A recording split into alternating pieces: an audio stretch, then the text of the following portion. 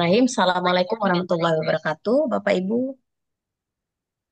Waalaikumsalam. Waalaikumsalam. Waalaikumsalam Waalaikumsalam warahmatullahi warahmatullahi wabarakatuh. wabarakatuh. Waalaikumsalam. Masih semangat mengerjakan tugasnya. Semangat, Bu. Latihan semangat Semangat ya. terus. Hari terakhir ini Bapak Ibu. Hari Baik, terakhir kita. kembali lagi Bapak Ibu bersama saya Rahmayanti. Pada kesempatan kali ini saya ditugaskan untuk menyampaikan dan berdiskusi terkait unit kompetensi keempat. Nah, unit kompetensi keempat ini adalah unit kompetensi yang paling singkat Bapak Ibu. Paling penjelasannya itu sekitar 30 menit, kemudian 30 menit terakhir itu ada tugas lagi. Nah, tugasnya gampang. Mungkin sekitar kalau menyimak nanti sekitar 5 menit selesai gitu ya. Eh, Sebelumnya Bapak Ibu yang belum absen silakan absen dulu ya. Karena ini materinya singkat dan penjelasannya juga singkat, nanti takutnya terlewat. Karena tadi ada beberapa peserta yang masih belum menyelesaikan tugas ketiga ya. Terus nanti ini ada lagi tugas empat gitu. Jadi saya sarankan untuk absen terlebih dahulu. Karena lumayan poinnya 3 poin ya. Nanti terlewat bisa mengurangi. Nah, baik kita masuk ke unit kompetensi keempat. Saya izin share. Nah, ini unit kompetensi keempat ini adalah melakukan penanganan produk yang tidak memenuhi kriteria halal. Kalau tadi pengawasan terkait bahan, ya. Nah, ini kita terkait produk gitu. Eh, kalau tadi pengawasan bahan, produk juga ya diawasi gitu ya.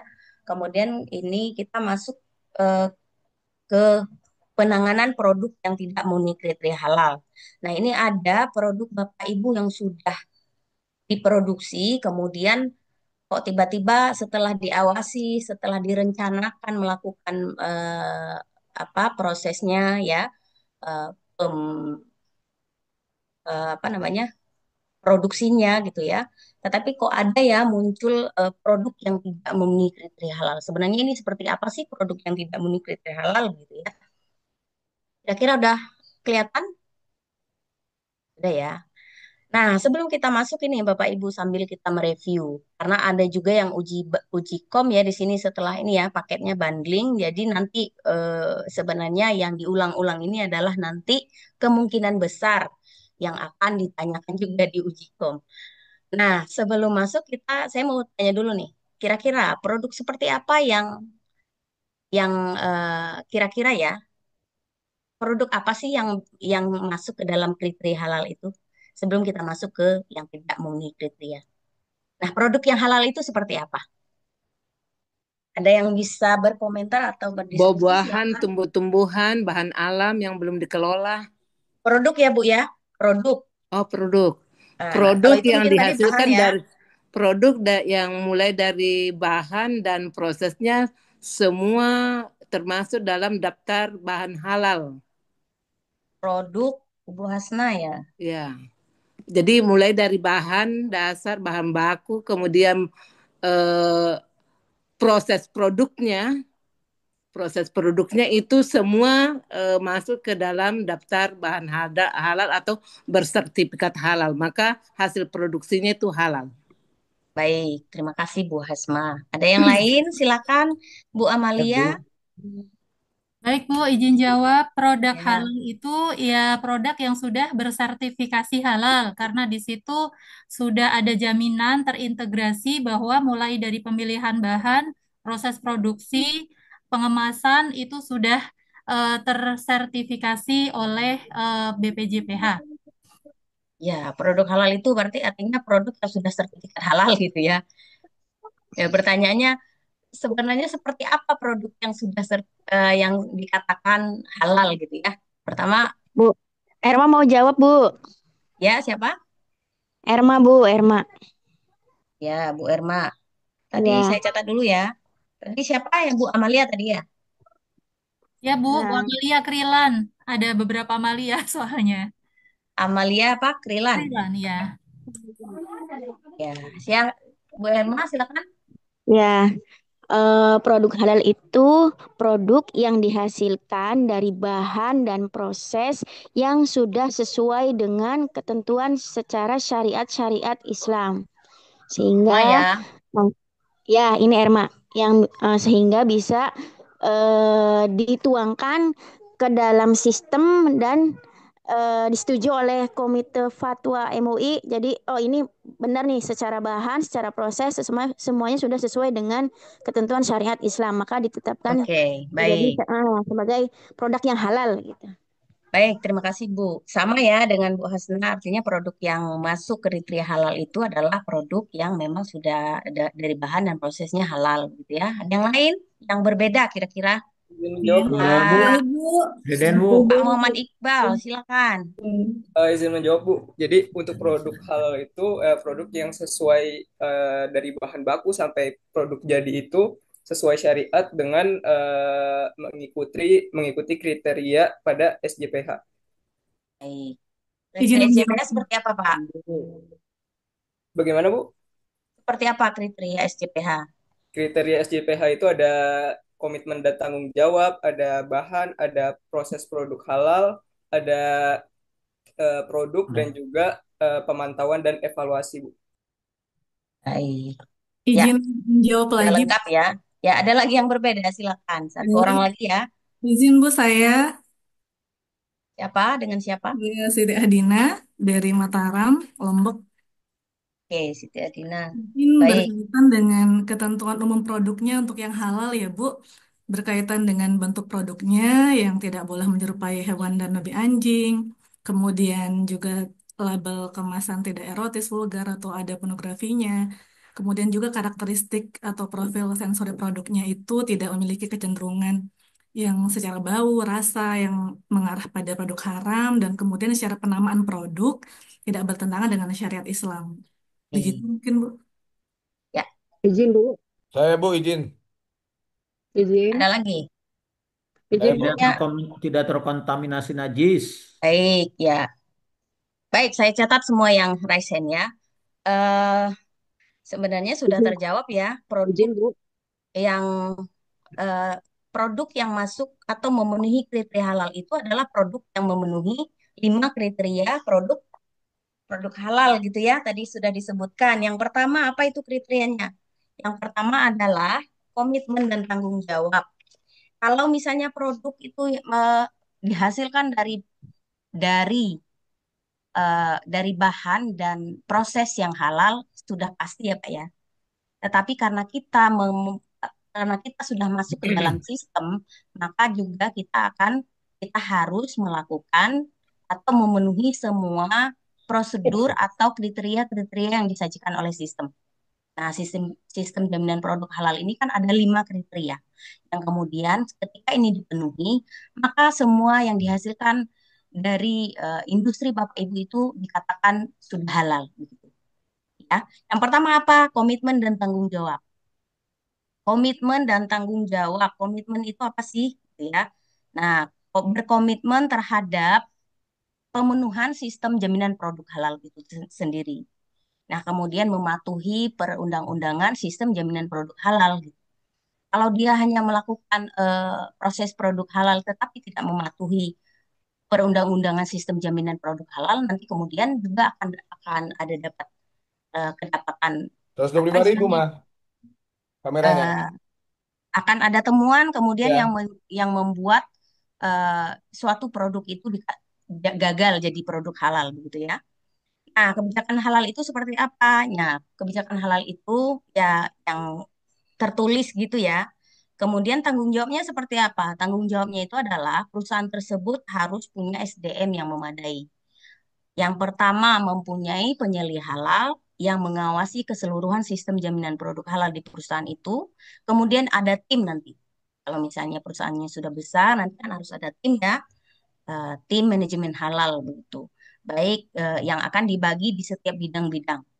Misalnya untuk di dapur, di pendistribusian, di purchase, dan sebagainya begitu ya. Kemudian produk itu kemudian dikatakan halal. Yang kedua adalah dia memenuhi kriteria yang kedua produk halal. Sistem jaminan produk halal itu adalah bahan. Nah, bahan di sini adalah kriteria bahan sendi itu adalah bahan-bahan eh, yang dipakai untuk menghasilkan produk halal itu adalah bahan-bahan yang pertama sudah memiliki apa? Bro, yang Sudah untuk bukaan memiliki Zoom perlu apa aja, dokumen Bro? halal ya. Merah, terus apa Tidak lagi bocor, perlunya? Pak. Pak di Nah, unmute dulu ya, Pak.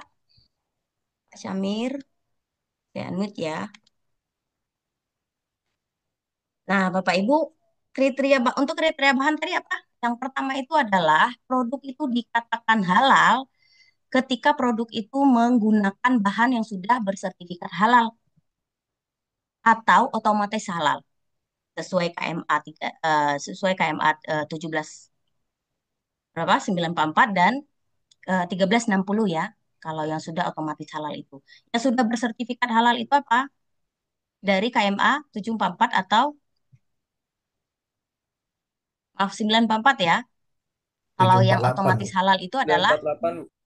ya 748 dan 944. Dan juga kalau yang otomatis halal itu adalah bahan-bahan dari alam. Bahan-bahan yang sudah otomatis otomatis halal dari sananya begitu ya. Kemudian kriteria bahan lainnya adalah bahan itu tidak boleh berasal dari babi dan turunannya. Ini sudah sangat jelas ya. Kemudian bahan itu babi dan turunannya tidak boleh berasal dari darah, bangkai, khamar dan atau apa produk produk akhir industri khamar gitu ya. Produk samping industri khamar. Dan banyak lagi ada 12 kriteria bahan untuk eh, bahan yang bahan-bahan yang digunakan dalam proses produk halal. Nah, ini ada di Keptaban nomor 20, Bapak Ibu bisa membuka dan melihat membaca-bacanya ya, ada 12 kriteria bahan. Nah, selanjutnya adalah produk itu dikatakan halal ketika produk itu diproses dengan halal. Proses dengan halal ya, proses itu kalau misalnya produk itu juga ada menghasilkan produk yang tidak halal, misalnya industri itu ada yang menghasilkan industri yang tidak halal, nah maka kemudian eh, tempat alat dan tempat dan alat itu harus dipisah.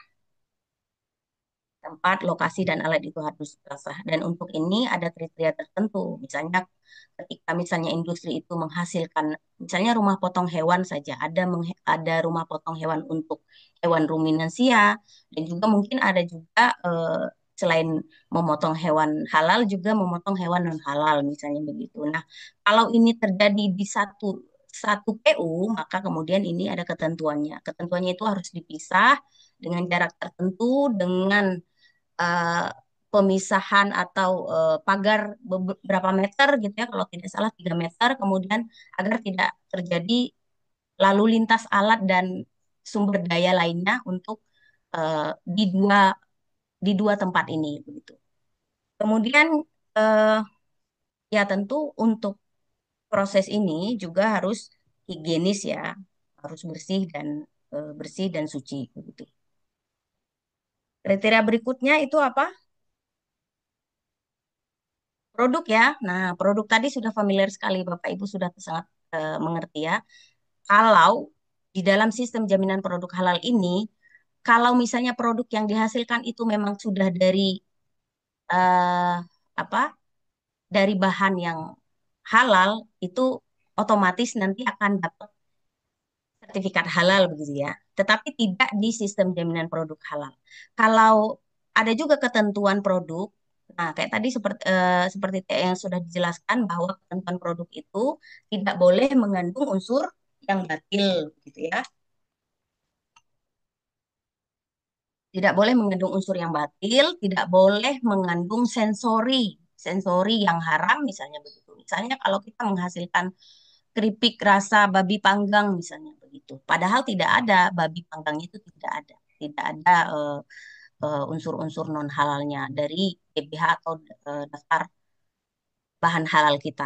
Tetapi kenapa kemudian tidak oleh MUI tidak diberikan sertifikat halal karena ada unsur sensori yang tidak halal atau batil begitu ya. Dan tadi sudah disebutkan bentuk, nama gitu ya, atau mengandung unsur baterai seperti tadi, sensori, atau mengandung unsur kepercayaan tertentu misalnya begitu. Nah, itu tidak boleh. Dan berikutnya adalah pemantauan dan evaluasi. Nah, pemantauan dan evaluasi ini penting. Kenapa? Kalau misalnya kita sudah melakukan proses produk halal, kemudian dapat sertifikat halalnya, sudah beres begitu ya, kemudian tidak ada pemantauan dan evaluasi, itu juga tidak bisa.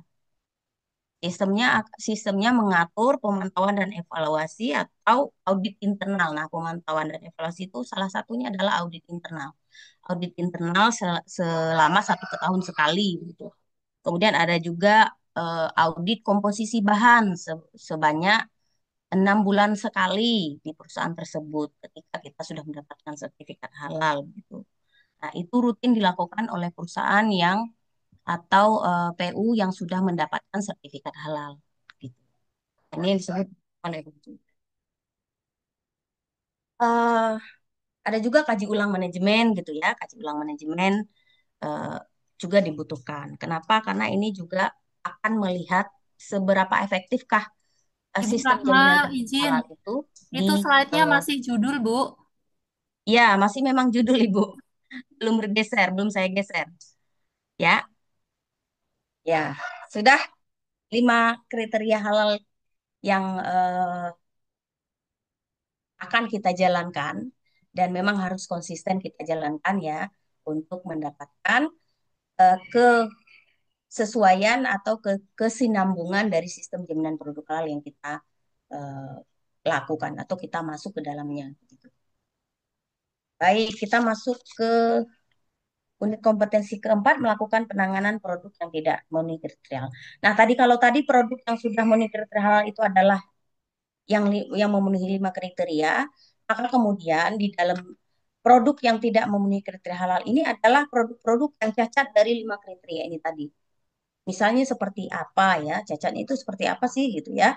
Nah, nanti kita akan lihat. Saya dulu ya. Nah, ini adalah referensi. Karena kita pelatihan berbasis kompetensi, maka referensinya adalah SKKNI nomor 21 tahun 2022 ya. Nanti ada definisi seperti apa sih produk yang tidak memenuhi kriteria halal ini. Kemudian setelah kita mengetahui produk yang tidak memenuhi kriteria halal ini seperti apa, maka bagaimana cara kita mengidentifikasi produknya yang tidak memenuhi kriteria halal ini, kemudian menanganinya seperti apa setelah kita identifikasi, dan bagaimana pelaporan dan pendokumentasiannya. Dan juga nanti di akhir ada bukti implementasi cara Bapak Ibu saya kasih ada tugas untuk mengidentifikasi produk tidak memenuhi kriteria halal, kemudian menanganinya dalam dokumentasi atau bukti implementasi nanti yang terakhir gitu ya. Nah ini dia kode unitnya, elemen kompetensi yang akan kita uh, diskusikan hari ini ada 3 saja. Yang pertama, bagaimana cara kita mengidentifikasi produk yang tidak memenuhi kriteria halal, kemudian bagaimana cara kita menanganinya, dan juga bagaimana cara kita melaporkannya. Nah, ini adalah pengertiannya Bapak Ibu. Produk yang tidak memenuhi kriteria halal itu adalah produk yang sudah disertifikasi, artinya sudah punya sertifikat halal nih Bapak Ibu. Tetapi terlanjur diproduksi dari bahan yang tidak memenuhi kriteria bahan. Apa sih bahan yang tidak memenuhi kriteria bahan itu seperti apa? Nah, di awal kemarin kan kita sudah melakukan eh, membuat daftar bahan halal ya, Bapak Ibu ya, merencanakan bahan-bahan apa saja yang akan kita masukkan ke dalam proses produk halal kita. Nah, ini ada daftar bahan halal namanya. Maka bahan-bahan itulah yang akan kita gunakan. Kalau bahan-bahan di luar itu yang kita gunakan, nah maka produk yang kita hasilkan menjadi produk yang tidak memenuhi kriteria halal. Jadi kalau misalnya Bapak Ibu menggunakan minyak goreng A, maka kemudian sampai kapanpun Bapak Ibu akan menggunakan itu. Kecuali nanti Bapak Ibu membuat edisional misalnya, membuat substitusi bahan. Minyak goreng A, Bapak juga melampirkan minyak goreng B, C, dan E. Nah itu maka sepanjang sertifikat itu berlaku, Bapak Ibu di perusahaan itu harus menggunakan bahan itu. Atau produk ini apa? Produk yang sudah sertifikasi tapi terlanjur diproduksi dari bahan yang tidak mengikuti bahan, artinya DBH ya, DBH kita atau daftar bahan halal itu yang digunakan tidak sesuai. Atau kriteria penggunaan bahan baru. Nah, kalau Bapak sudah tersertifikasi halal produknya, kemudian kemudian sewaktu-waktu Bapak itu pengen menggunakan bahan baru misalnya gitu. Ini kan penggunaan bahan baru itu harus dilaporkan dulu ya. Tapi ternyata bahan baru yang digunakan itu adalah bahan yang curah misalnya gitu. Atau tidak mempunyai dokumen halal.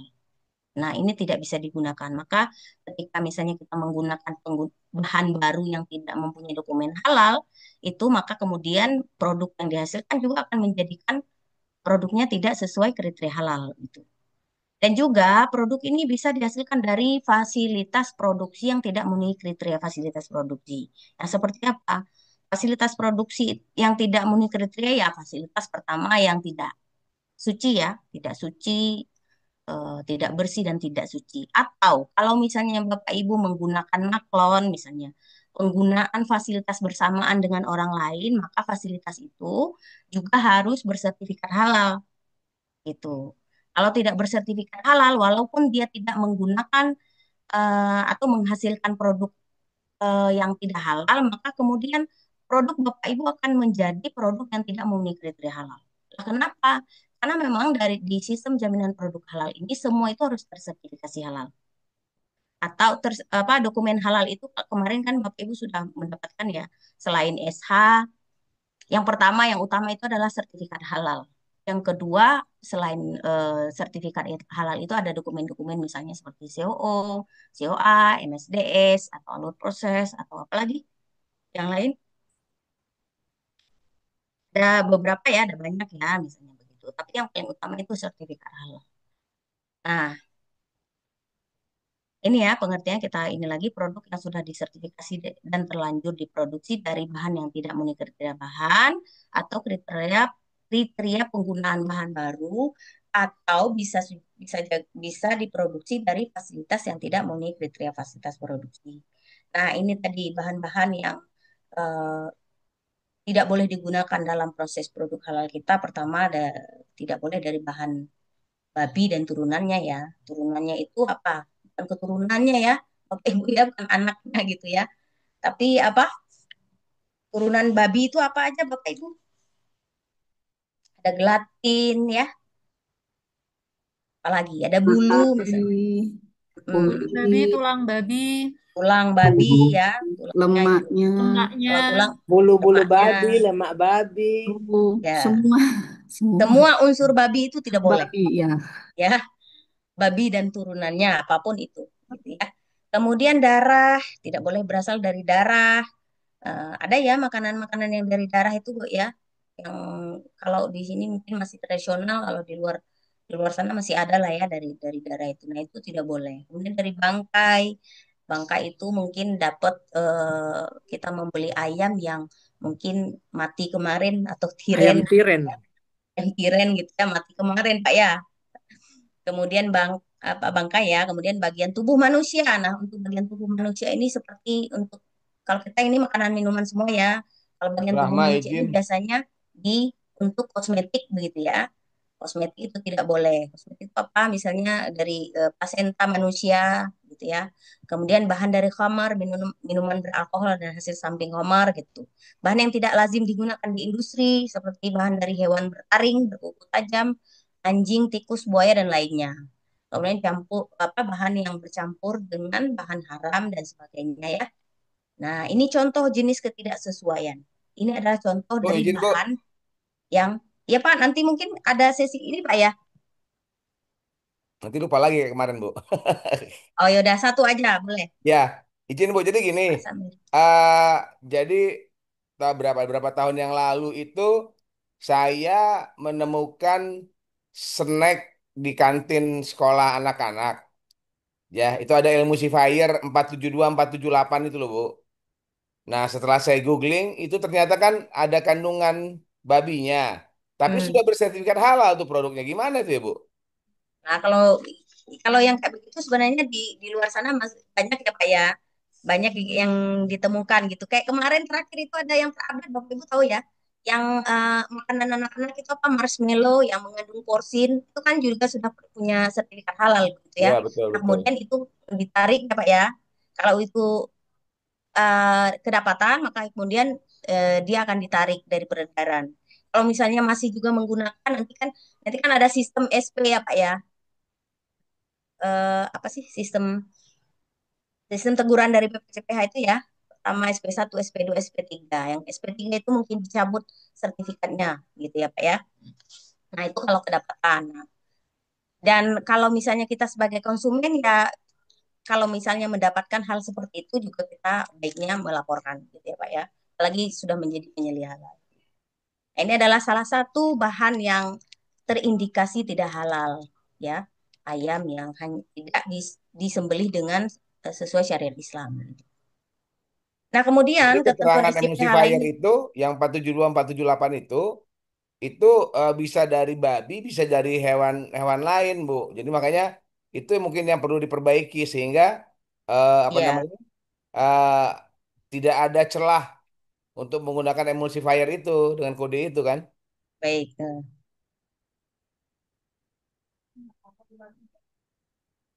Baik, terima kasih Pak informasinya.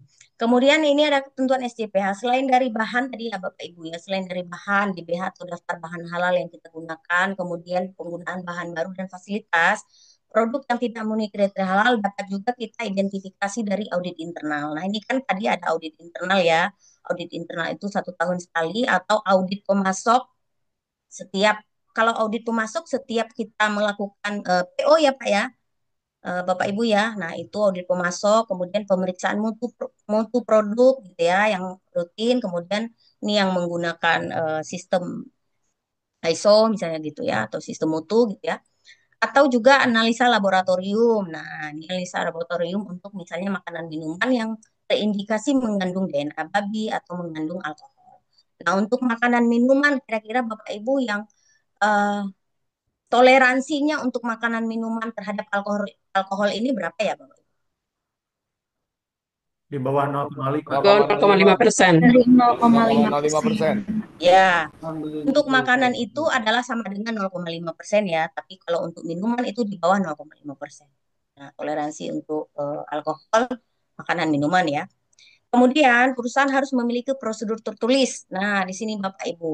Nanti kalau misalnya Bapak Ibu eh, disuruh membuat SOP, kalau misalnya belum ada SOP atau mungkin OJT disuruh membuat SOP. Nah, di sini Bapak Ibu berlatih membuat SOP gitu ya.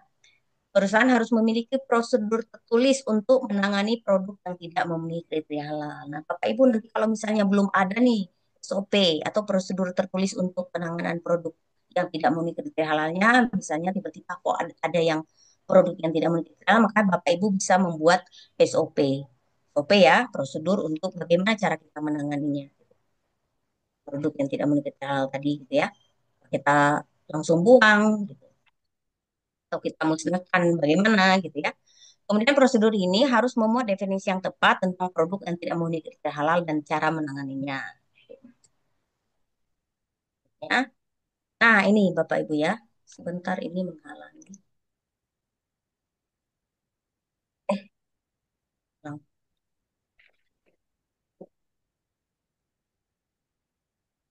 Masih kelihatan share screen saya? Maaf. Masih, Bu. Iya kok di saya. Masih, masih. Potong. Oh, ini dia ya. Kepotong.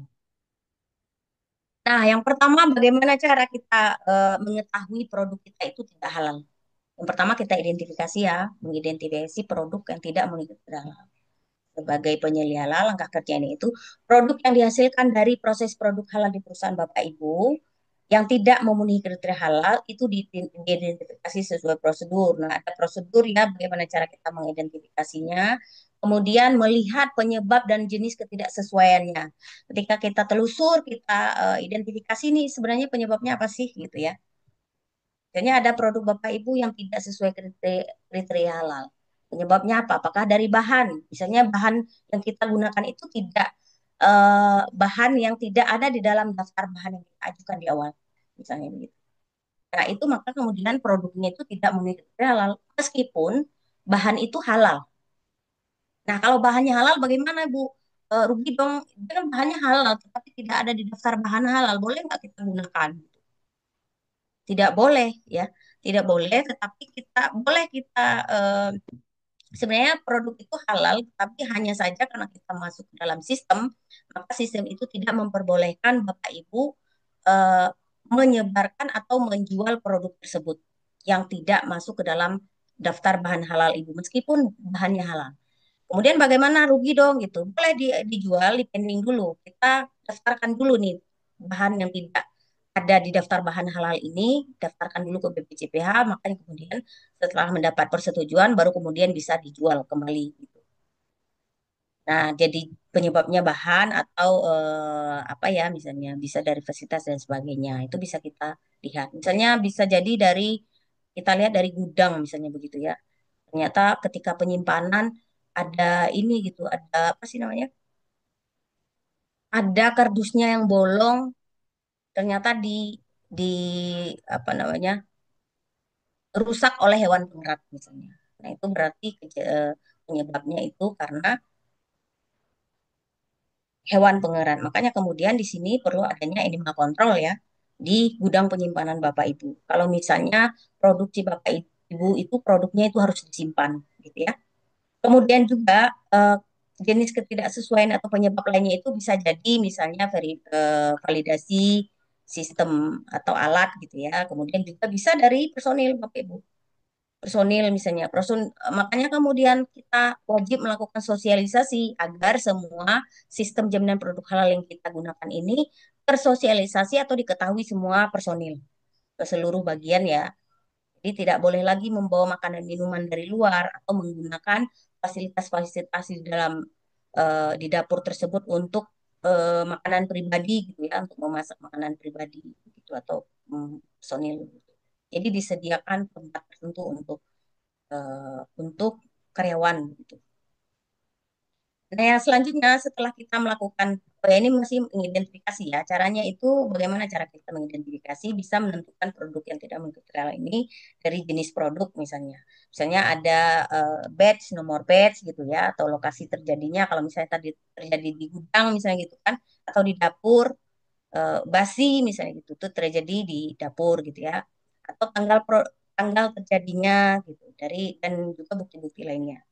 Kemudian setelah itu, setelah mendapatkan produk yang tidak memenuhi kriteria halal ini atau sudah jelas-jelas tidak halal, maka produk itu dipisahkan dulu. Kalau misalnya kita ada batch-batch produksi ya, pisahkan dulu dari yang halal gitu. Pisahkan dulu agar mencegah kerugian lebih lanjut, tidak tercampur dengan yang halal gitu. Kemudian lakukan identifikasi dan penarikan kalau misalnya produknya ini udah terlanjur terjual, maka kemudian produk ini harus ditarik dari peredaran atau dari penjualan ya, untuk mencegah produk ini masuk ke dalam rantai PPH berikutnya. Kalau misalnya produk kita ini adalah bahan untuk orang lain gitu ya, biar jangan masuk ke rantai PPH orang lain tersebut, maka produk ini yang jelas-jelas tidak halal ini harus kita tarik gitu. Kemudian melakukan pengendalian termasuk melakukan pengamanan dan pengawasan gitu. Nah, tadi ini fungsi pengawasan produk di eh, sistem jaminan produk halal. Jadi ada sistem untuk mengawasi produk ini ya, pengendalian terhadap misalnya produk itu masuk kriteria halal atau tidak begitu. Nah, ada juga sebagai penyelih halal ini kita kan harus mampu telusur ya Bapak Ibu ya. Bapak Ibu harus mampu telusur. Sebenarnya apa sih yang menyebabkan material ini atau produk ini menjadi tidak halal? Pertama kan bisa kita identifikasi dari bahan. Apakah bahan itu digunakan sesuai dengan daftar bahan halal atau tidak? Yang kedua, kalaupun misalnya kita menggunakan bahan baru, apakah bahan ini udah ada sertifikat halalnya? Atau kalau tidak ada sertifikat halalnya, alur proses produksinya ada nggak gitu ya? Dokumen lain gitu ya.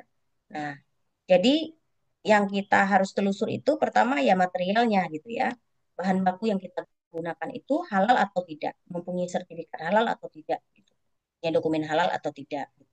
Kemudian dari fasilitasnya. Nah, fasilitas yang kita gunakan itu kan harus bersih dan suci. Kalau Bapak Ibu menggunakan fasilitas orang lain atau maklon, maka fasilitas itu juga harus mempunyai sertifikat halal atau terjamin kehalalannya atau punya SOP pembersihan kalau misalnya digunakan bersamaan dengan yang belum punya sertifikat halal. Bukan yang tidak halal, Bu, Pak ya, Bapak Ibu ya.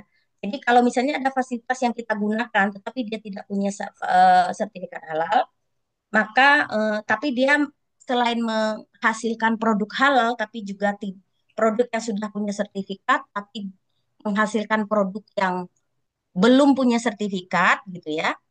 Nah, itu boleh saja tetapi harus ada prosedur yang jelas kesuciannya dan sebagainya. Tapi tidak yang menghasilkan memproduksi produk yang jelas-jelas haram ya atau non halal gitu. Itu tidak boleh. Tidak ada penggunaan fasilitas yang bersamaan dengan eh, produk yang menghasilkan produk yang tidak halal gitu. Kemudian manusia ya. Nah, ini manusia itu personil ya Bapak Ibu. Bisa dari personil tadi yang mungkin tidak ngeh dengan atau tidak aware terhadap sistem jaminan produk halal yang kita jalankan gitu. Metode juga metode kerja yang tidak sesuai kriteria SJPH. Juga lingkungan. Nah, lingkungan juga harus bebas dari kontaminan atau area kerja yang tidak yang bersih gitu ya, bersih dan suci. Gitu. Nah, setelah itu Bapak Ibu, setelah kita mengidentifikasi, selanjutnya langkah kerja selanjutnya adalah menangani. Bagaimana cara kita menangani gitu ya? Produk yang dihasilkan dari proses produk halal pelaku usaha yang kita hasilkan ini tidak memenuhi kriteria halal ditangani sesuai dengan persyaratan standar. Penanganan produk yang tidak memenuhi kriteria halal ini dievaluasi sesuai prosedur. Bagaimana sih cara kita menanganinya?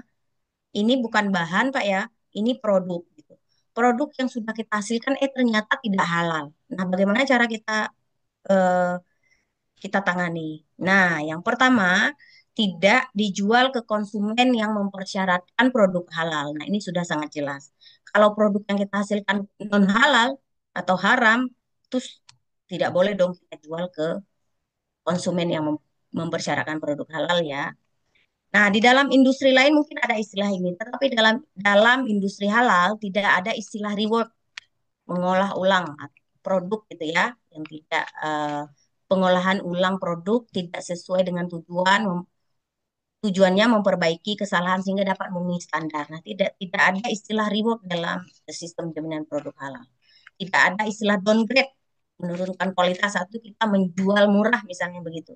Menjual curah, misalnya ini terlanjur nih, nah ini banyak nih kita produksi. Kita jual curah aja atau kita jual murah begitu. Itu tidak bisa. Tidak ada istilah begitu ya.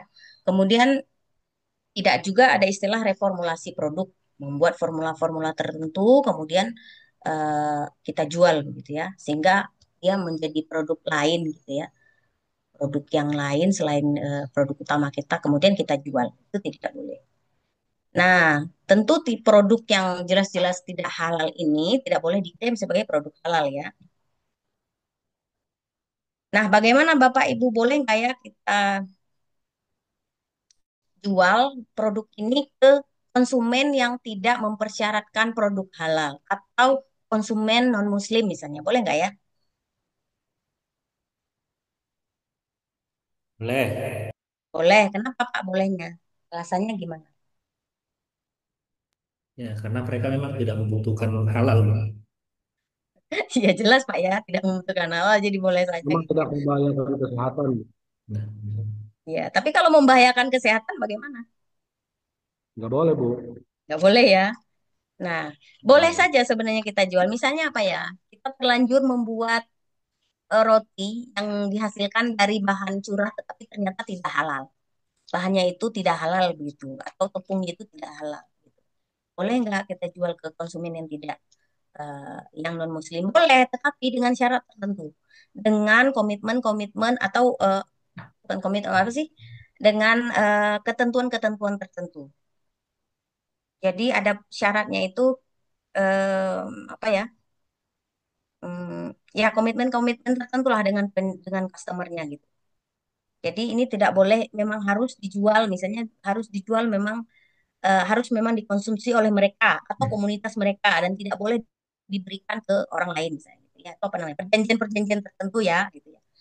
Tidak boleh, Bu. Atau misalnya bisa juga eh, dijual ke peternak misalnya gitu, dijual ke peternak lele atau peternak sapi gitu ya untuk menjadi pakan-pakan. Tetapi juga begitu harus mempunyai persyaratan-persyaratan atau ketentuan-ketentuan yang mengikat begitu. Nggak boleh. Jadi misalnya kalau misalnya kita produk roti tadi gitu ya, biar kita jual ke peternak lele misalnya begitu. Jadi kalau kita jual ke peternak lele, kemudian rotinya itu harus kita apakan dulu, kita hancurkan dulu misalnya gitu, sehingga roti ini tidak akan dijual kembali ke orang-orang yang ke orang lain nanti. Gitu ya, kalau misalnya ada nakal gitu ya, ada indikasi nakal gitu. Jadi kita hancurkan dulu rotinya sehingga tidak berbentuk roti lagi yang bisa dikonsumsi oleh manusia. Jadi eh, benar-benar produk kita itu dikonsumsi oleh hewan. Nah, ini boleh. Dalam ketentuan MUI juga boleh memberi Oh, pakan gitu. ternak dari hewan yang tidak halal. Begitu. Sebentar, Bu. Ya, Pak Deden, silakan.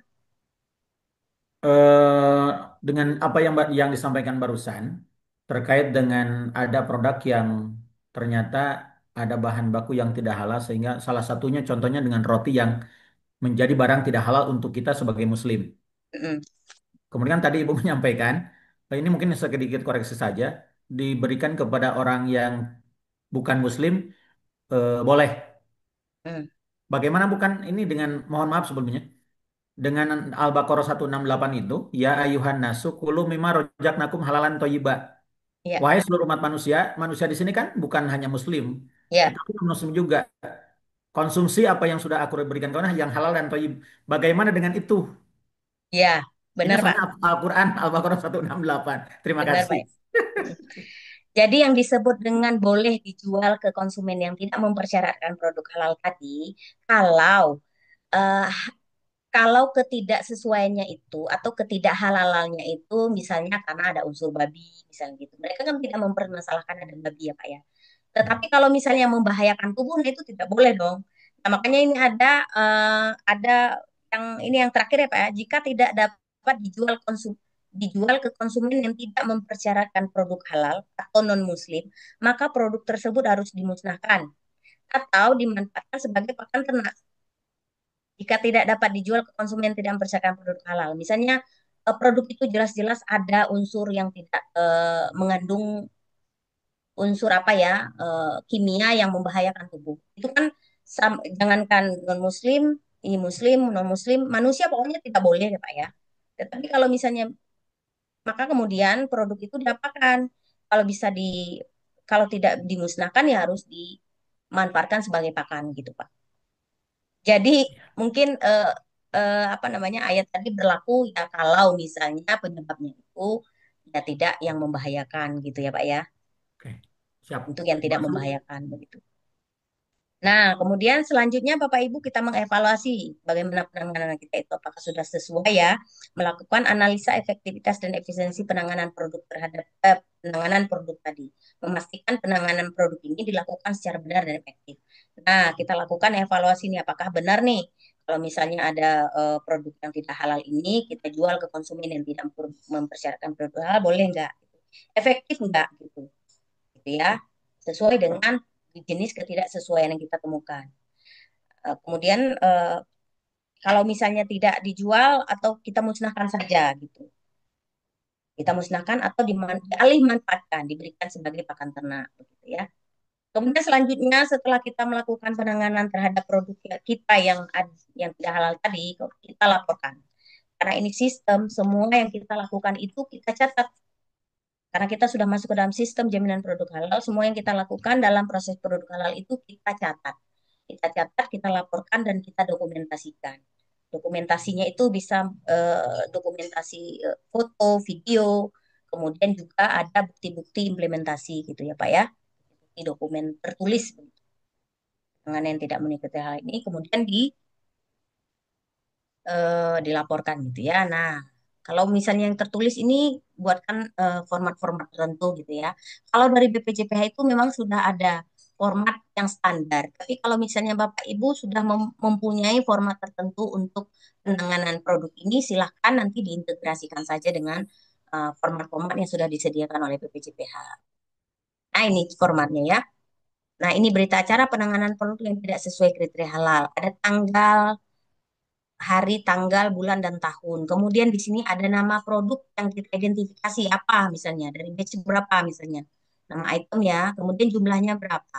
Bagaimana cara kita uraian cara pemusnahannya. Penanganannya bagaimana? Apakah dimusnahkan atau dijadikan pakan ternak atau mungkin dijual ke konsumen yang tidak mempersyaratkan produk halal misalnya. Kemudian lokasi dilakukan penanganan dan juga penanggung jawab. Nah, di sini penanggung jawab terhadap keseluruhan penanganan ini adalah penyelia halal. Tentu dibantu oleh nanti yang mempersiapkan di dapur misalnya gitu ya, atau QC misalnya gitu. Kemudian disetujui oleh manajemen kita atau direktur gitu. Ini jadwalnya. Misalnya kalau misalnya kita kita buang atau kita bakar, jadwalnya dari mulai kapan jam berapa ke selesainya jam berapa begitu. Kemudian di sini juga ada analisa penyebab. Kemudian misalnya nanti kita menemukan ada produk A dengan nomor batch sekian, ternyata tidak halal. Nah, analisa penyebabnya kenapa? Ternyata karena materialnya tidak halal, ada unsur babinya misalnya begitu. Atau mungkin terkontaminasi dari mesin atau fasilitas produksi yang tidak halal misalnya gitu. Kemudian dirincikan. Ya, ya saya lupa mengasih itu. Selesai ya. Saya kirimin ini dulu ya Bapak Ibu sambilan mungkin ada yang berdiskusi satu dua orang lagi karena waktu kita tinggal 8 menit. Bentar, saya silakan jika ada yang mau berdiskusi, saya sambil mengirimkan ya di grup A ya, saya Bapak Ibu ya, saya kirim ya studi kasus. Silakan yang ingin berdiskusi silakan. Silakan Saya Bapak Bu Hasma Asma. dari Makassar. Asma silakan Ibu. Di slide yang ada itu bagian 3 mengidentifikasi produk yang tidak memenuhi kriteria halal. Terus Hmm? salah satunya adalah telusur penyebab. Di situ telusur penyebab, saya belum paham itu metode kerja yang tidak sesuai kriteria SJPH Pak Bu. Seperti apa contohnya? Metode kerja yang tidak sesuai kriteria SJPH. Ya, bentar dulu. Metode ya. Ya, Metode kerja yang tidak sesuai SJPH. ya contoh Bu. Nah, kalau metode kerja yang tidak sesuai SJPH tadi, kalau misalnya kita kan dalam SJPH ini dituntut untuk terbebas dari najis ya, najis, terbebas dari najis yang bisa mengkontaminasi, kemudian bersih gitu ya, kemudian personilnya juga bersih, mempunyai apa namanya, mempunyai alat-alat atau perlengkapan khusus dalam proses produk halalnya begitu ya, sehingga semua metode yang disiapkan ini tidak mengkontaminasi atau tidak mempengaruhi ketidakhalalan dari produk yang kita hasilkan. Nah, itu metode. Metode itu rangkaian ya, rangkaian proses kerja di keseluruhan dari mulai mesin, dari mulai fasilitas, kemudian cara kerja, apa namanya instruksi kerja, SOP dan juga personil-personil yang terlibat di dalamnya. Gitu. Baik Bu, Itu Bapak Ibu. makasih. Oh, itu metode. Nah, Semua rangkaian kerja ya, ya. ya semua rangkaian kerja yang proses produk halal. Ada lagi Bapak Ibu itu Bapak Ibu tadi saya udah share ya studi kasus saya buka ya sambilan saya buka eh,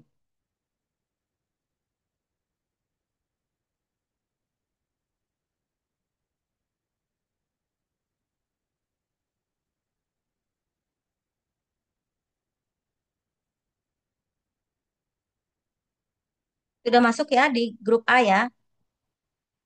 Ada yang belum dapat? Kita bahas dulu ya sedikit. Ada lagi Bapak Ibu silakan sambil menunggu. Tuh. tugas 2 Bu ya? Ya, tugas dua. Tugas dua itu LK 4 bakso 2,9 ya. Ya, itu nanti diuploadnya di tugas 2 Bu ya? Ya, diuploadnya di tugas dua. Tapi kita bahas dulu ya sedikit ya Bapak Ibu. Mungkin ada yang ingin bertanya lagi? Pak Ridho, silakan Pak. Pak Ya, Ridho, izin Bu. Ya, Bu. ya sambil mengerjakan ya Bapak Ibu. Oh ya, tadi ada yang belum masuk ke itu ya, ke grup A ya. Saya kirim ke chat ya. Ya silakan Pak sambilan. Oke, Sambilan itu. izin eh, study case mungkin Bu ya. Di ini di perusahaan lain lah kita bicaranya Bu. Perusahaan lain di bidang perkebunan kelapa sawit, produknya berarti CPO Bu. Ya, Nah, kebetulan memang si pabrik ini sudah tersertifikasi halal. ya, Kemudian dalam prosesnya eh, pabrik kelapa sawit kan mesin semua ya Bu ya. Hampir 90% itu proses pengerjaannya adalah mesin. Nah, jadi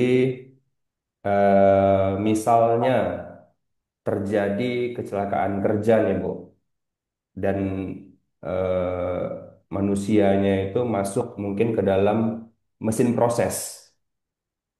Masuk ke dalam mesin proses misalnya gitu. Ke penggilingan atau perebusan atau lain sebagainya yang menyebabkan kontaminasi ke produk CPO-nya. Nah, kalau case-nya seperti itu dari segi eh, halalnya itu bagaimana Bu ya? Eh, untuk produk akhirnya kemudian cara maintenance alat-alat produksinya dan lain sebagainya. Terima kasih. ya.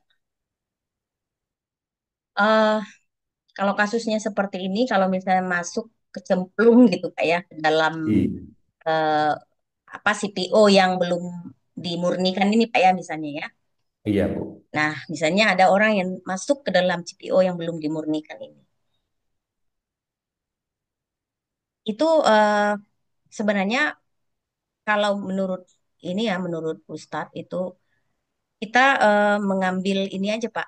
Misalnya kita taruhlah misalnya hewan mati gitu ya, jangan orang. Kalau orang mungkin kalau di CPO itu memang ada ya Pak ya masuk ke dalam yang belum dimurnikan itu pernah ya Pak ya? Ada ya Pak ya? Orang yang masuk ke dalam situ. eh di tempat lain mungkin ada juga kejadian-kejadian kayak gitu, Bu. Dia bisa jadi masuk kecemplung ke CPU atau ke mesin prosesnya, kan di beberapa berita itu kan ada itu kan ya. Ini Ya. ini kita di prosesnya dulu, Bu, di prosesnya. Misalnya untuk di penggilingan atau pengepresan atau perebusan, belum sampai ke penampungan akhir CPU-nya. Kita Ya. bicaranya di prosesnya dulu. Kalau misalnya CPO ini kan bentuknya cair ya Pak ya.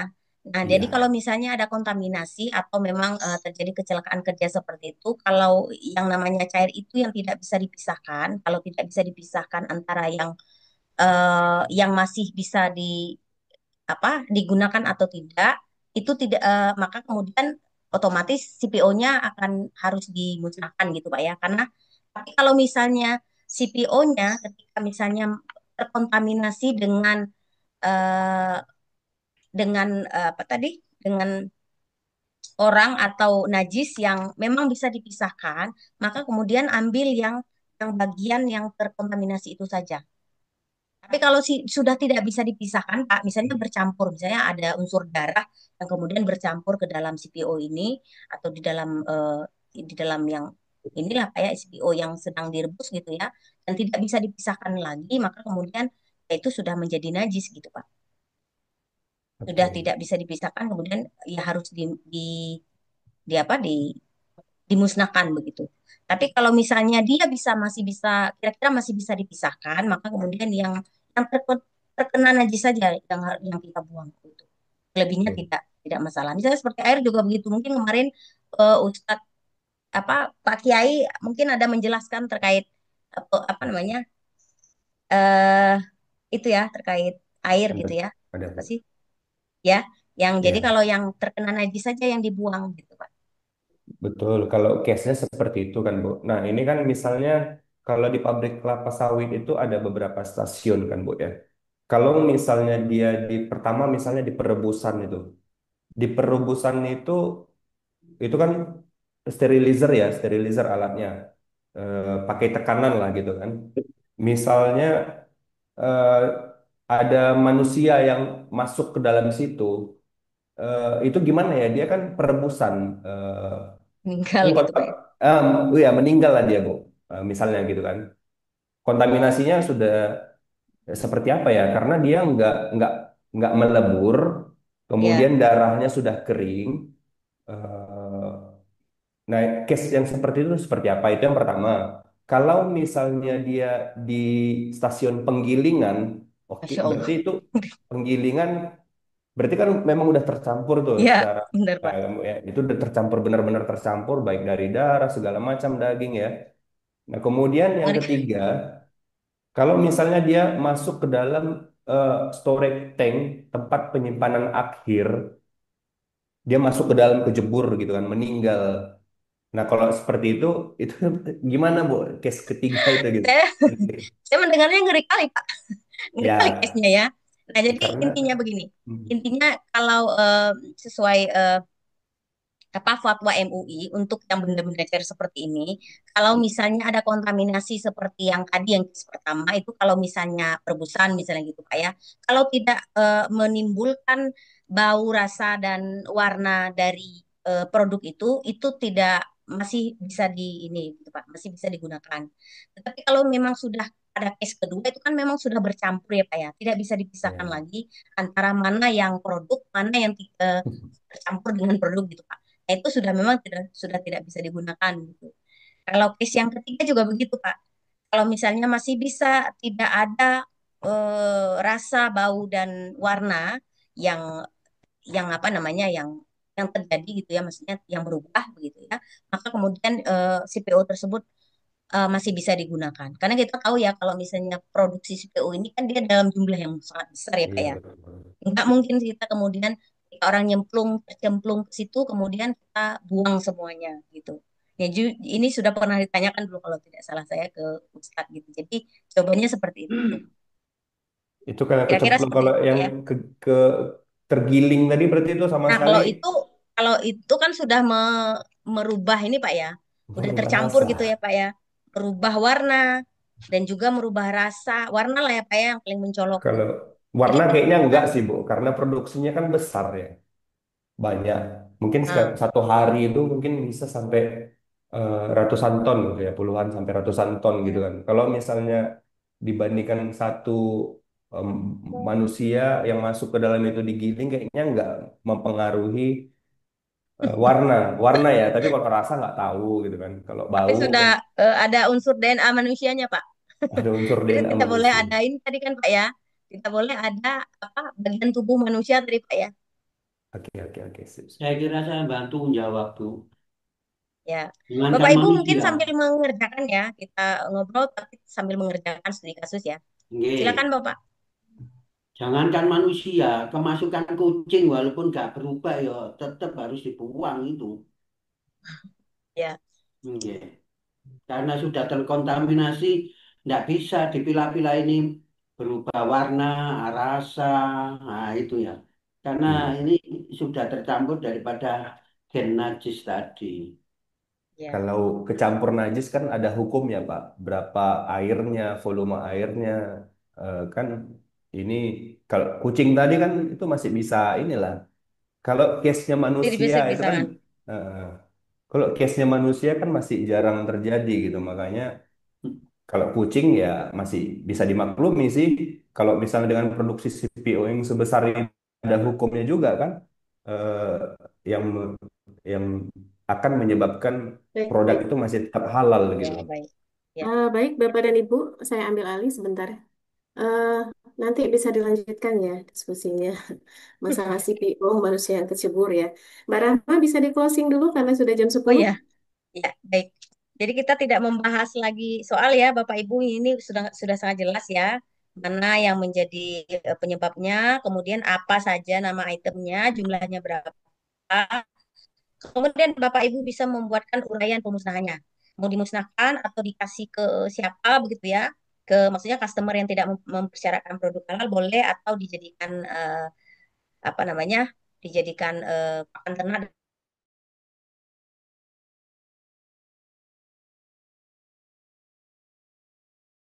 nanti. Kemudian Bapak Ibu harus menganalisa sebenarnya apa sih yang menyebabkan itu bakso tersebut di atas itu menjadi tidak halal begitu.